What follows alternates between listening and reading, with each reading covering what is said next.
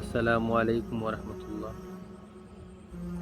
যখন জান্নাতে শহীদদেরকে জিজ্ঞাসা করা হবে যে তোমরা কি চাও বলো,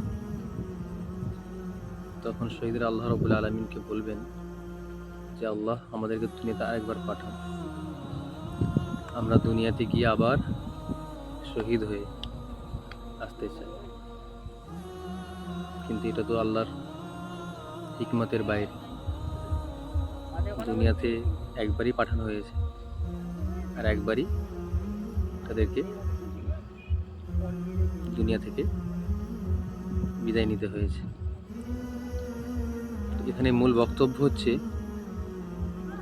যে শহীদের মজা, শহীদ হয়ে যাওয়ার মজা কতটা কতটা সুন্দর যে শহীদরা জান্নাতে গিয়েও আল্লাহকে বলবে যে আল্লাহ, আমাদেরকে আবার দুনিয়াতে পাঠান, আমরা শহীদ হয়ে ফিরতে চাই।